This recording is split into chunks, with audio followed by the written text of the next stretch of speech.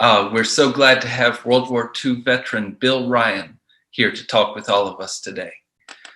Mr. Ryan was born in Massachusetts in 1924, and he served in World War II from 1942 through 1946, first aboard the Liberty ship Robert Toombs, and then aboard the famous USS New Jersey. As a fire control man, Mr. Ryan helped work 3 guns in Turret 3 of the New Jersey. He served through 9, 10, 11 battles in the Pacific, depending on how you define them. Just an incredible career, including the Battle of the Philippine Sea, Leyte Gulf, Iwo Jima, and Okinawa. There's a lot I'm leaving out in this brief introduction. This is going to be a live discussion, so please type your questions into the chat, and I will ask them as they arise. But I will get us started. Mr. Ryan, can you hear me? Yes. Thank you, sir. Thank you so much for joining us today. My name is Sam Smith, and I'm just really pleased to be talking with you. My grandfather served in the Pacific as well. I was wondering, though, could you tell us, even before the war, what was it like growing up in Amesbury, Massachusetts for you? Well, I was one of 2 children. I had a sister. It was great, what in a small town, and had a lot of friends. So it's hard to explain. You were captain of the football team, correct? Yeah, 1941, I was elected captain of the football team in the Amesbury High School. This was a period of 10 days before Pearl Harbor.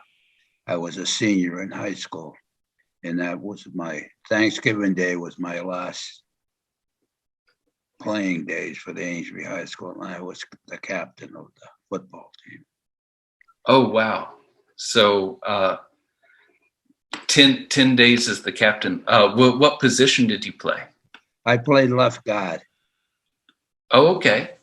Yeah. That's a tough role to play. I was pulling out more time trying to block. Exactly. Yeah. Do you still play or watch today? No. No, it's different now, I'm sure. Oh, yes. Well, back in them days, we played both offense and defense. Today, you play only one, either offense or defense. But back in them days, we played the whole damn game. So, absolutely. Yeah. Yeah. Well, you spend 10 days as a football captain, and then it's Pearl Harbor. Am I hearing that correctly? Right. What was that day for you? December 7th, 1941. What was your experience that Actually, day? What I was doing, the American Legion in Amesbury sent a group of boys down to Brockton for a conference. And we were on our way home that Sunday. One car had a radio and the other car didn't have a radio. We were going through Boston, and all of a sudden, I was in the second car, and the first car had the radio, and they stopped, and they got out. They said, Pearl Harbor has been bombed by the Japanese. So we're all young fellows, 18 years old, and we knew eventually we were going to go into service. But that was my first experience with the World War II.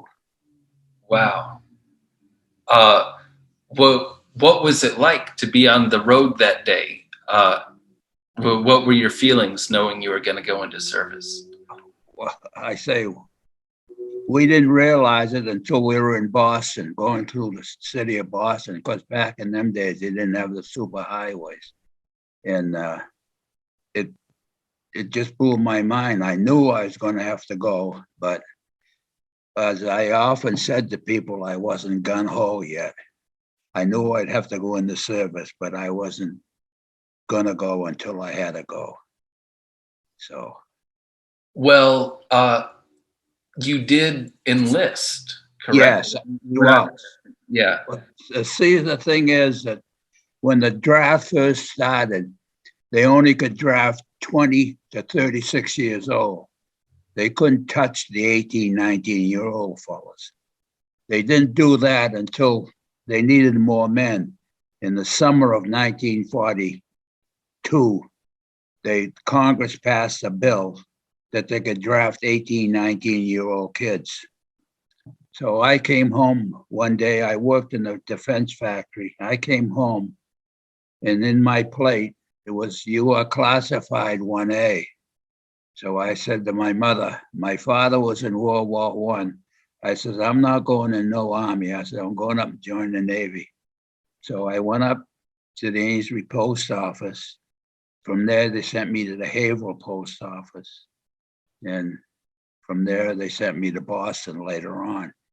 But that was my experience of joining the Navy.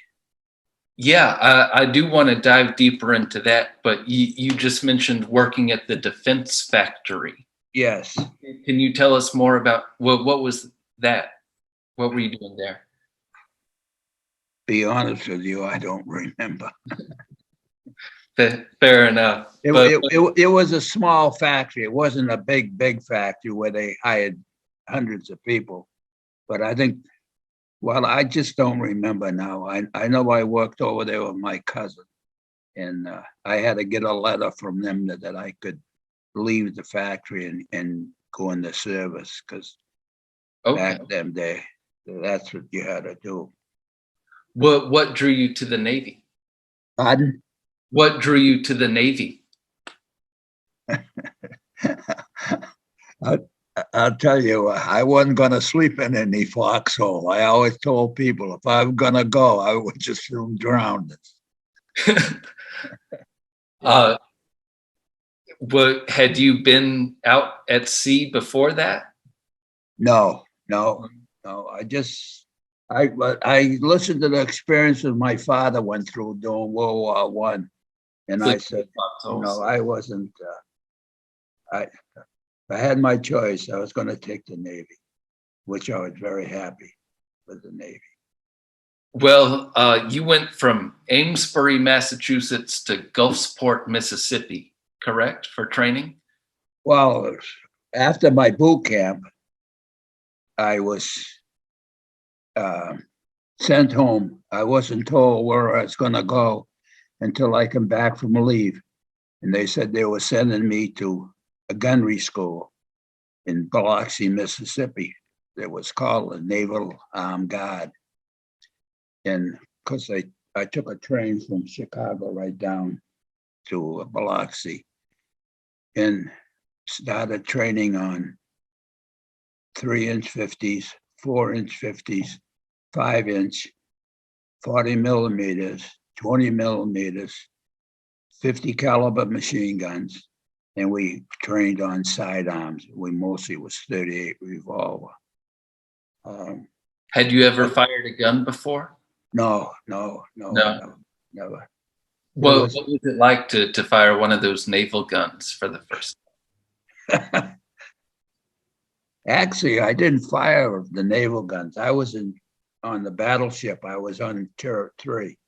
It's a fire control. We mostly, in case something happened, that they couldn't fire the guns in the lower part of the ship and forward ship, where they had the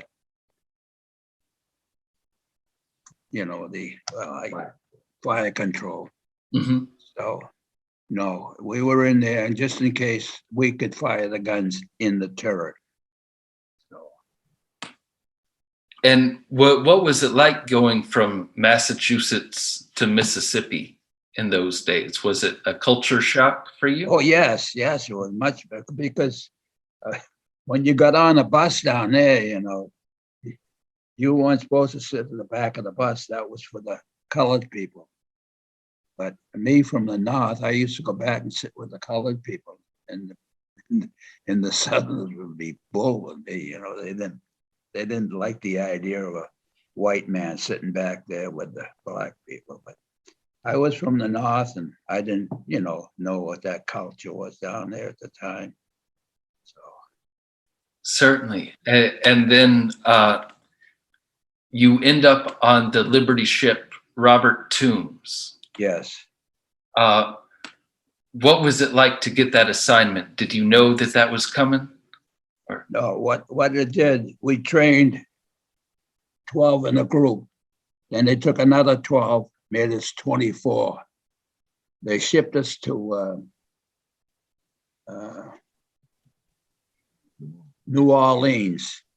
There was 3 stations: New Orleans for the south, Brooklyn for the east coast, San Diego for the west coast for the armed guard. And because they shipped us down there, then they shipped us from there on a troop train. There was, I forget, well, there was 24 of us. And of course, we had a 90-day wonder with us. That's what we call our roster, 90-day wonders. what does that mean? Well, they were graduated from college and they had the paper. As long as they had the paper, they were made an officer. And 9 times out of 10, they didn't know anything. Well, that's beside the point. So we got shipped to Savannah, Georgia. We picked up a brand new Liberty ship. We loaded ammunition all night. We had a 3-inch 50. But the 3-inch 50, the Japanese could surface and they could blow us out of the water because they had a 4-inch 50 or a 5-inch gun on their deck. And a 3-inch 50 wouldn't even touch them. So we were mostly set up for aircraft. But I think the whole problem was back in them days, we were making Liberty ships so fast, they couldn't supply the guns for them that they really should have on us. So Certainly. For the audience, could you tell us more about what a Liberty ship was? Why it was built? What you were trying to do? Well, the Liberty ship, they were building them left and right. Certainly. Because the Germans were sinking them left and right. And so this ship, we went down to Charleston, South Carolina. And in the number 1 hole, they put high-test gasoline, 500-pound bombs. And the rest of the ship was loaded. You name it, we had it on it. And on the top of the ship, we had created aircraft, mostly fighter planes. Wow. And you crossed to Australia with that, correct? Well, yeah, we went through the Panama Canal. We never stopped. We just kept on going. We zigzagged all the way across the South Pacific between 8 and 10 knots. And I think it took us something like 56 days to go from the Panama Canal to Australia. Thank God we didn't run into any trouble on the way down. I wouldn't be here today talking to you because the Japs didn't take any prisoners. At least the Germans would at least give you food and they would direct you to the land. But the Japanese were no prisoners. But anyway, I got to Australia. It was Perth, Australia. That was on the West Coast. And I got to go back and tell you another story. Please. About the salt water. You ever take a salt water shower? Unfortunately, yes. I don't like it. Yeah. And the brown soap. Well, they couldn't make enough water, for us to take a shower or wash our clothes. So a lot of times what we would do is tie our dungarees to a rope and throw them overboard and we'd wash them that way because yeah, so that was one thing that stuck in my crop doing the Liberty ship is that salt water, and that was brutal taking those showers. And well, that anyway, your first time at sea? 56 days, and it's your first Well, time. that's what I felt it was. I Oh, wouldn't swear to the Bible to it, but I think it was a long time. You know, we were zigzagging all the way across the Pacific. And yeah. I think our top speed was 10 knots. Did you get seasick? No, never got seasick. No. No. And then what was it like to get to Australia after all that time? It was good to see land. I bet. Yeah. That was a long time. And it was, really nothing for to do on the ship. I used to sleep in my hammock at nighttime, which sway with the ship. We didn't really run into any bad weather from the Panama Canal to Australia. So we were in Australia maybe 3 or 4 days, and then we took off for India. We stopped at that island below India, and we got our orders there. We were either going to go to Bombay or Karachi, India, because today that's Pakistan, because the British had control of India back during the war. And we went there, and that's where they unloaded the ship in Karachi. I got to tell you this story. Please. I went to where we used to have to go through the village, and then we get to the English. And lo and behold, I saw a theater, and they had Yankee Doodle Dandy playing there. This was 1943. So I had to go to that movie. I want to see Yankee Doodle Dandy, James Cagney. That was back in 1943 in India. It was a funny thing to set up the theater. At the bottom of the theater would be broken down chairs. And as you went back further, the seats got better. So I was sitting up where the better seats were. I'll never forget that as long as I live. I saw Yankee Doodle Dandy in India. What was the show like? Well, it was like any other theater outside of the seats. Like I say, the poor people sat down in those broken seats, but I enjoyed that.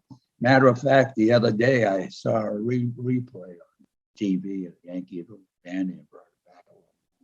Did it bring back memories? Yes. Yeah. I'm sure. We do have a question from Julie Ornelas in the audience. Just asked, what was the food like on the Robert Toombs? Good. Had no complaints. No complaints? No. We ate separate from the merchant marines, because that's one thing. The Navy crew were all from the north, and the merchant marines were all from the south. So we fought a little of the south. We fought a little of the war, the Yankees and the Southerners. Oh, so are you saying you were getting good soul food, getting good Southern food? Well, yeah, it was good food. Yeah, I had no complaints. They took care of the food, and we used to go midship to eat, because we ate separate from the merchant marines. Did you play any sports on the ship? Some guys were playing basketball and stuff like that. No, we couldn't, because they had these crates on there. And there's where these aircraft were crated up. And we go from the stern to the bow. We'd have to walk across these crated. Oh, really? Yeah. Like we're way up high. We weren't on the deck because there's no room to work on the deck. We used to have to walk across to go from the bow or from the stern. We used to have to walk across these crated aircraft. So. Wow. And just one of many Liberty ships loaded up like that, carrying supplies around the Pacific and to Europe, certainly. Yes. So you ended up on the USS New Jersey. how did you transfer? Well, we came back from South America in a convoy, American convoy. We ended up in Baltimore. In Baltimore, they shipped us up to the Armed Guard Center. They sent us home on leave. When we came back from leave, well, this day they announced my name and they called me up to the office of the deck. And the officer of the deck said, "Mr. Ryan, you are being transferred to the USS New Jersey." I said, "What's that?" I didn't know it was a battleship. And they said it was a battleship, just commissioned. And so I said, "Where is it?" And they said, "Portland, Maine." I said, "Oh boy, that's good," because that wasn't too far from my home. I could take a train from Portland to Newburyport and, get leave. Well, anyway, they sent a draft of 82 of us to Portland, Maine, where the New Jersey was. It was up there on this winter shakedown. It just came up from the Caribbean because it was just commissioned in June of 43. We went up there and we got there at nighttime. This was in November 43. And we had to put up our hammocks in the mess hall. We slept there, and then the next day we got up and they were looking for electricians or somebody with a trade. So they finally came and they asked, "Anybody fire control?" We were all thinking fire control, that's controlling the fire. We didn't know what the name of God. So they said, "How many have a high school diploma?" Out of 82 of us, 3 of us had a high school diploma. So we were put in the FM division. And I always considered that an elite division, we were the top shelf. And so I was put in the FM division. That's what it was called, FM division. And What does FM stand for? I never knew. That's funny. Yeah, I really didn't, never found out, never asked questions. A lot of times I never asked any questions because I keep my mouth shut. Because I've been known to be an IBM, the Irish Big Mouth. I've never heard that before. Gonna have to bring that one back. Well, the IBM. Yeah, as one of those myself, we definitely need to bring that back. I do want to step back just for a second. Certainly. You said you got to go home on leave for a bit after your first cruise. Yeah, up at Portland, Maine, yes. I would take a train. What did you do while you were on leave? Pardon? What did you do on leave? I went home. Mm-hmm. And I was just lucky, just the sake to be in home. I hadn't been home since I was on leave, after I got out of boot camp. But it was just the idea of being home overnight, sleeping in my bed. That was the thing. But certainly, was your family happy to see you? Oh yeah. My mother and father were still there. My sister was there, and her husband was in the Navy, and he was a fire controlman. He was a second-class fire controlman. He spent a lot of his time up in the Aleutian Islands. That was tough duty. Cool. Yeah. So when you get to the New Jersey, is it the flagship at that point? No. It was on its shakedown. They call it a shakedown. Right. Like I said, it was in the Caribbean, the warm weather, and it was up in Portland, Maine, firing the guns in the cold weather. And I was only up there maybe a couple of weeks, and we left there and went to Boston. And there I got a 3-day pass to go home. And this was in 1943, would be December 43. And They never told you anything on that ship when they're going to change it. You have to read the bulletin board, and they say, tomorrow we're changing dock. We changed docks already. We went down to Norfolk. We picked up the Iowa. The Iowa was the BB 61, because we were BB 62. And lo and behold, off we went through the Panama Canal, scraped the living daylights out of us. Just about Really? through it, yeah. And that night, it takes you all day to go through the Panama Canal. And that night we anchored in Balboa and on the Pacific side. And the next day we took off and we headed for the islands. When you anchored in Balboa or in Australia, were you able to go off the ship? Yeah. Did, I had liberty in Africa.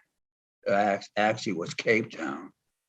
I had liberty in Brazil, Santos, and Rio de Janeiro. That was a hot town. And what I did, you know, the statue on the mountain.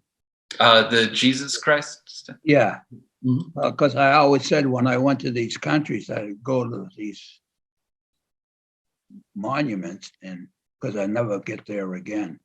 Mm-hmm. And I went up there, and lo and behold, I met a fellow from Amesbury, Mass. He lived in Amesbury. He was in the Navy. That's the only experience I have ever meeting anybody from home. Have you known him before?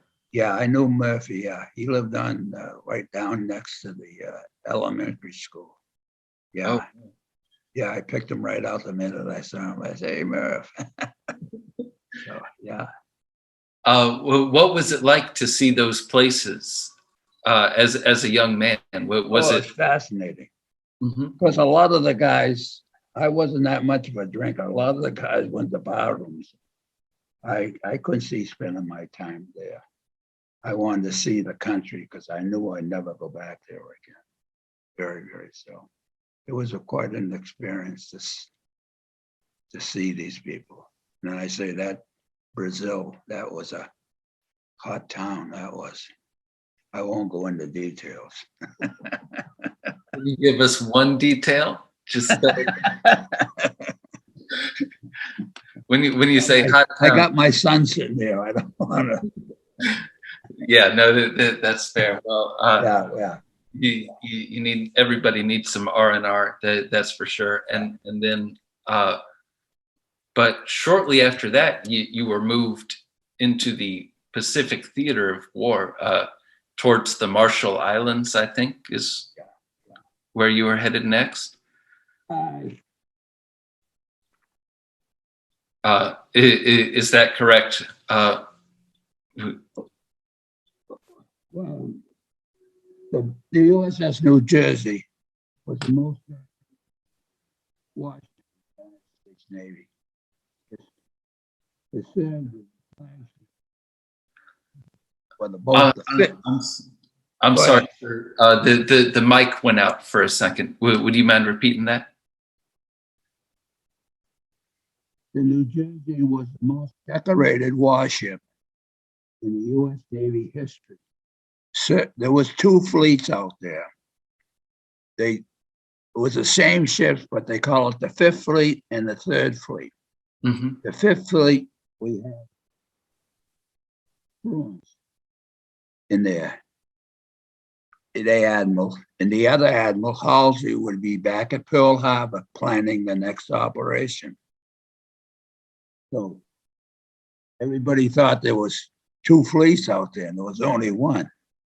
It was a 3rd and the 5th, but they just changed commands because they, were going to do different operations. They'd be back in Pearl Harbor planning what they were going to do.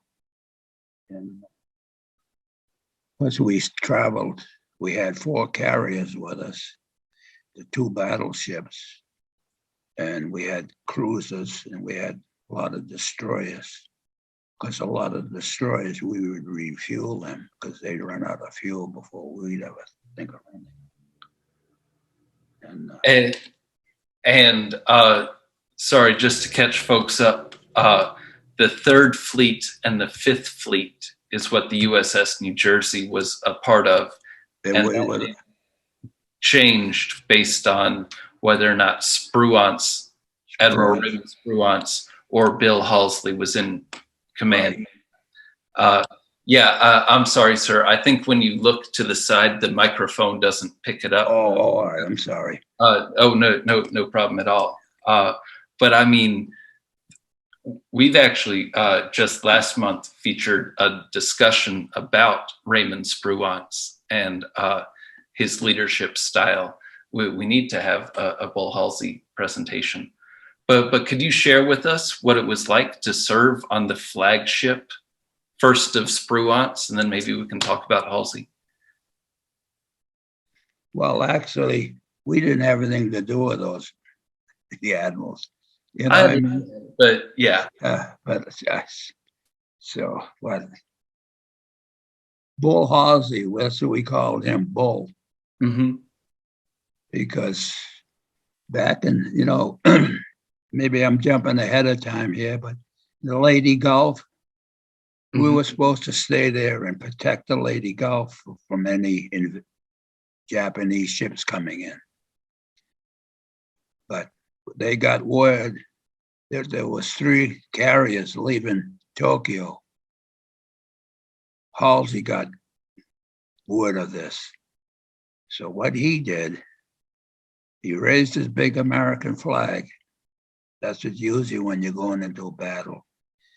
And lo and behold, he took the whole Fifth Fleet north, left Lady Gulf unprotected, except for a couple of destroyers and a couple of baby flat tops, broad planes from the States. Mm-hmm. We went up there, got up there, and they found out the 3 carriers didn't have a plane on it. In the meantime, they were on the radio, Halsey, where are you? Halsey, where are you? Because the Japanese snuck around the back with their battleship and was raising the devil down there.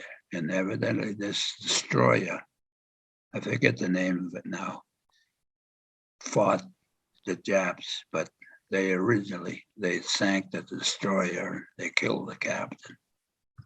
But as far as Halsey's concerned, as a seaman, I had no use for him after that. Because not only that, he took us into a typhoon and we lost 3 destroyers in that typhoon. That was something, that typhoon. And I as a sailor on that ship, I had no respect for that man. And Spruance was an altogether different man. But this is just my feeling. I don't know how other people felt. No, it's certainly understandable.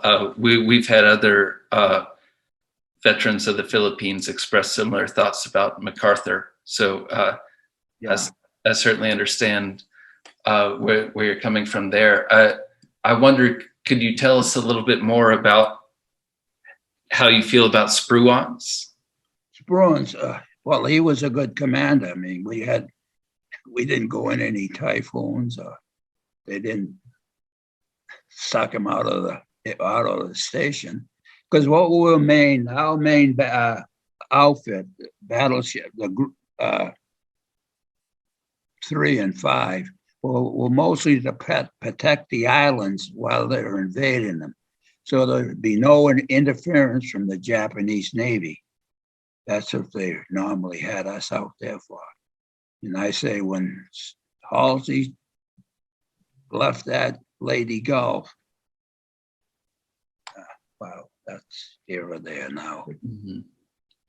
Certainly. Well, again, from Julie in the audience, what was your day-to-day life like on the ship while you were at war?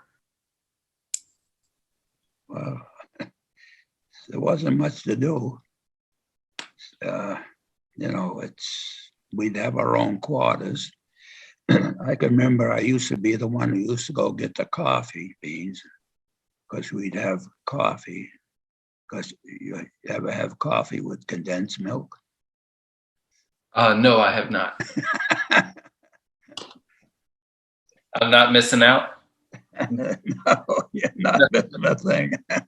Yeah. Yeah. So yeah, well, it was a daily affair. We just had nothing to do really on the ship, except when the general alarm would go in. What was that like when the general alarm went off? It would bong, bong, bong, and you have to go. You had to go to your battle station. I spent majority of my time in turret 3, but I had spent time in the rangefinder in the highest part of the ship.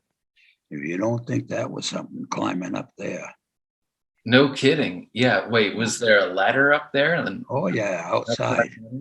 Outside. Yeah, one thing I liked about that up there was a naval officer. He was graduated from Annapolis. And those officers were real good ones. But these 90-day wonders, they were a pain in the. I think we can fill it in. Yeah. But the naval officers, they were good. We had one up there up there, highest part of the ship. What a view up there we had. And, I bet. yeah.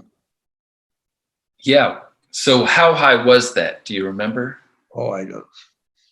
You'd have to look at the picture of the battleship.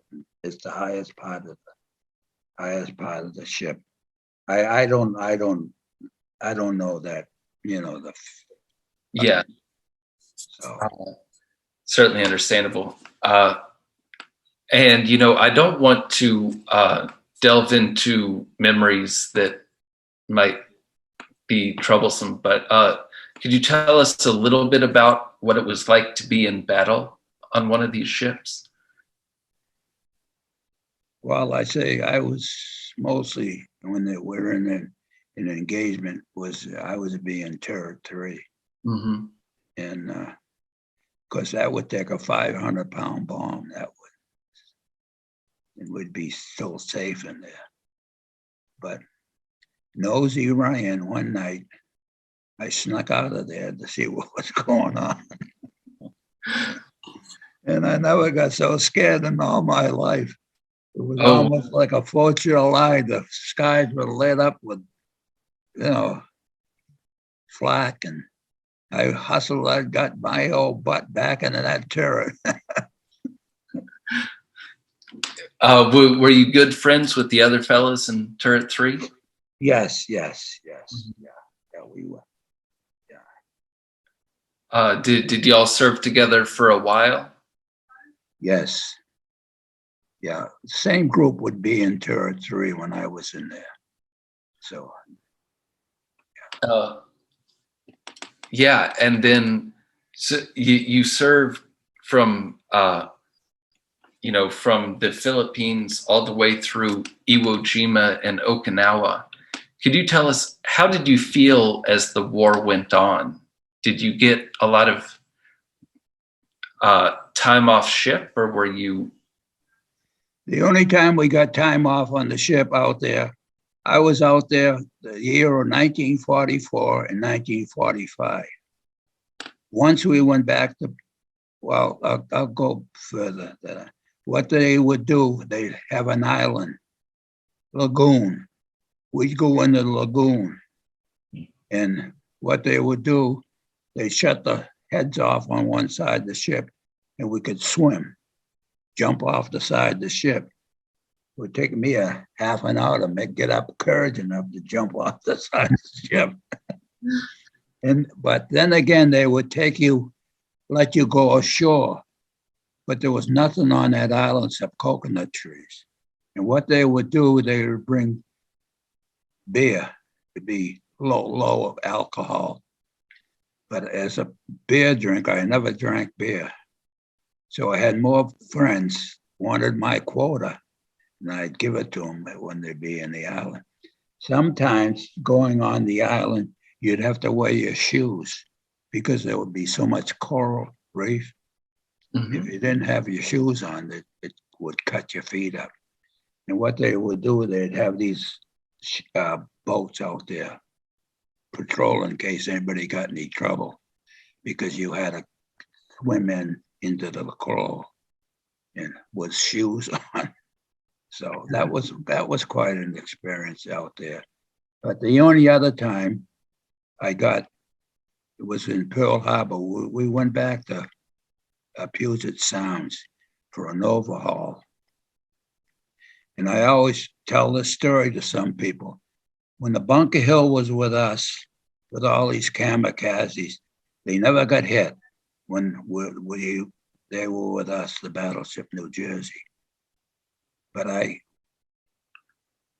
went home on leave from Puget Sounds for 2 weeks, and I come back, and they said the Bunker Hill was anchored down below. So I went down to see it because there was 4 guys from Amesbury on that Bunker Hill. And lo and behold, the kamikazes got them.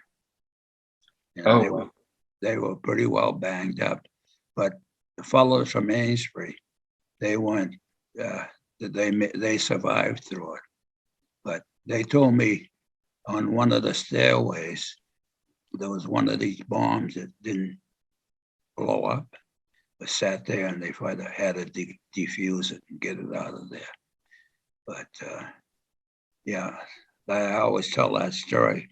As long as we were out there with the Bunker Hill, we took care of her. But the minute we left, the Missouri replaced us. That's another sore spot. We were in it. It went into the war. New Jersey was supposed to be the ship they signed the peace treaty on. But Harry Truman was the president of the United States. And Harry Truman was from Missouri. So the Missouri was the battleship that they signed the peace treaty. What they did with us, they sent us to Manila. I don't know what for, but we went to Manila. And from Manila, we went into Japan. But old Harry, when they mothballed all the battleships, old Harry kept the Missouri still floating after the war was over. old Harry, I got no use for him. Regardless of Truman's Homerism, what was that VJ Day experience like for you? I tell you, one of the fellas had a bottle put away, and he broke it open. We were all feeling pretty good. Yeah. Yeah, I can remember that. I had a friend that was from Newburyport. That's a community next to me. Yeah, Dan Sullivan, his name was. He's passed away since then. But he was on the battleship. He was in the medics. And the medics had good connection with the chefs. And every once in a while, he said, "How do you like a steak?" And I'd have a nice steak. That's a great connection to have, for sure. I played football against him in Newburyport. And yeah, he was quite a boy. So yeah. We have a question from Greg Nichols in the audience. the volume's gone. Could you tell us about the experience of being in the turret when those big guns were firing? Wait a minute, my son's got the volume's gone down.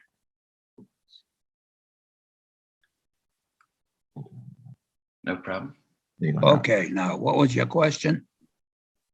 From Greg Nichols in the audience, could you share the experience of being in the turret when one of those big guns fired, 15, 16 incher? Well, see the turret, I had to explain this. They had these big holes in them on the back end of the turret. And I think that took a lot of the concussion. See, we could see the 3 guns because we had a window that we could open the door and go into there if we wanted to. and we could see them loading the guns. They were first with volley pen. There was two types of shells. One was for bombardment, and one was for surface. And you could see them ramming that in. Then there were 6 powder bags that they rammed in. Then they closed the breech. And when they fired those guns, they fired them down below the ship in the turret in the plotting room number 1. There was 2 plotting rooms, 1 and 2.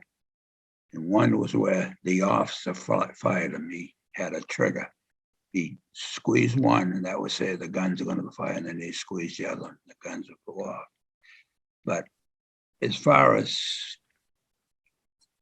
it didn't bother, because a lot of people ask me about my hearing. I said, well, because listen to my kids, they say I'm deaf. But it really didn't bother me in the turret. So. Yeah, it's just so fascinating, I think, to hear. And I know Greg's a teacher. Tactile ways to understand this experience is so helpful. So thank you for sharing that. So after VJ Day, after you recovered from the bottle, you were part of the occupation of Japan. Yes. Until about 1946, correct? Yeah. Well, 1945. Okay, and then when the war was over, 1945. It was September we were there.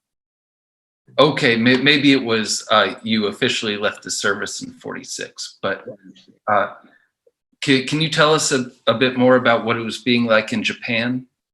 Well, Japan, we were anchored at a naval base, Yokosuka. And during the war, they didn't touch that. They didn't bomb the Yokosuka. It was still intact. And then they had Yokohama, then they had Tokyo. When I first arrived there, because when we were told we were going to go ashore, they said, remember, you're the conqueror. So we went ashore, and the Japs were very cordial to us. I went in their home, sat on the floor, and they offered us food. But I didn't trust them. I wouldn't eat their food.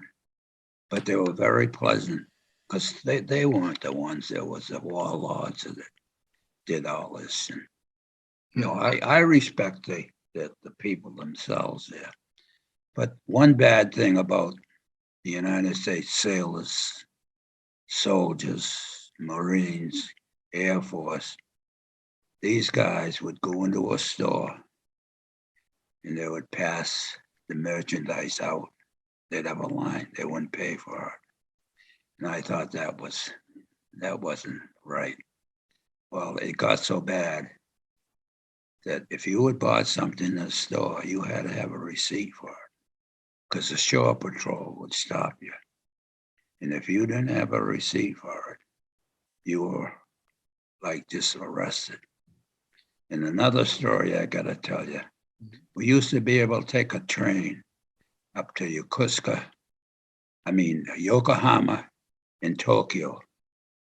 It got so bad on the train that these servicemen would want a seat and the Japs be sitting there and they would actually throw them off the train.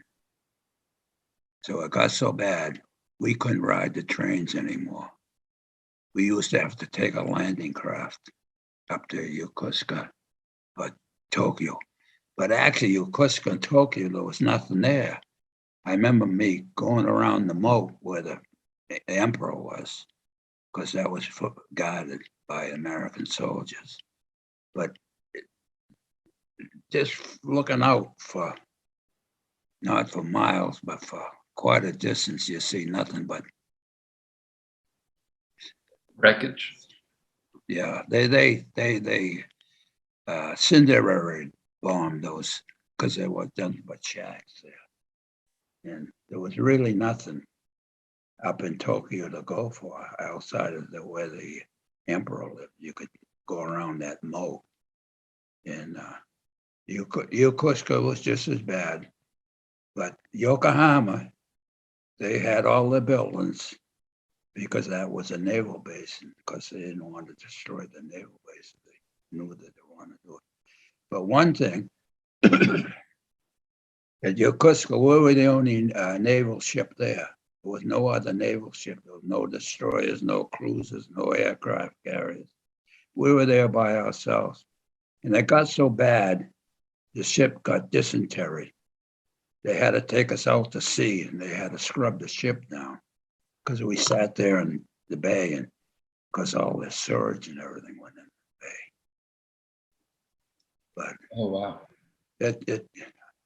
I couldn't wait till I got enough of points. I was going to ask about that. How did you get home? Well, see, you had to have so many points to be discharged. Mm-hmm. Well, I got notified I had the points, and I left the ship January 1st, 1946. And I came home on a baby flat top because there was sailors, soldiers, Marines, Air Force. Excuse me. It took us 2 weeks from Japan to San Francisco. Okay. And then we took a train down the southern part of the state up into Boston. And see, I left Japan January 1st, 1946. And I was discharged in the Fargo building in Boston, January 28th, 1946. I got home. My father was in the hospital. He had, I can't think of the name. Huh? Yeah, tuberculosis. He was in a tuberculosis home. And I was home 2 weeks and he passed away. I was with my father when he passed away. My mother was there and I told her to go in the other room and I would notify her. And my father, he just kept filling up with fluid. And he passed away something like 4 o'clock in the morning. Well, I had been home just about 2 weeks. And so. I'm sorry that must have been so hard. Did that feel like a transition for you at that point? Yeah. Wow. Well, what did you do? It was a blessing he went, so I can say that. So. What did you do in those weeks right after that? Well, the government paid us $20 a week. And for 3 months, I did nothing. And I finally got, I said, I got to do something now. I can't just sit around like this. That's what I did, sit around the house. Mm-hmm. And I walked uptown and I had this factory there called the Bailey Company. And I went there and I got a job. I worked there for 40 years. Never was laid off. And I got to tell you this too. I was on the fire department as the call man. So you did become a fire control man after all. Yeah. Yeah. But you had to be a little bit cuckoo to be on the fire department. You know what they paid us a year? $20? $75 a year. Oh. But this factory that I worked in, the owner, he was tied up with the fire department. He used to go to the fires, and when they had a fire at the main switchboard, they had a tapper. A tapper was when they would ring in the box. It would come 4 times. And this woman would have a button. She'd push a button. And all through the factories, that horn would blow. That would know we would have a fire. And we could leave the factory and go fight the fire. And we still got paid for it in the fact we didn't lose any money. So I was on the fire department. I was captain of the engine company. And I was on it 44 years. I had to get off when I was 65. And it was quite an experience. Get up at night and go out and fight a fire, and then have to go to work all day. But you had to be a little bit cuckoo to do it. But It sounds, yeah. I mean, you're here saying, "Oh, well, I still got paid by the factory to go into a fire." So that's a little cuckoo sounded to me, but they were real good then. Yeah. Was that the same factory that you worked in just before the war, or was it a different? No. This is the other factory was closer to home. Mm-hmm. Well, it's about time for us to close for the day. This has been a wonderful discussion, and thank you so much. I do want to ask, as a younger person, what do you have any advice for me? What that you learned through service and in the war and in the fire department, as to how to be so good to my own community? I really don't know. Yeah. I had a good life. I got married in 1947, had 5 children, 4 daughters and a son.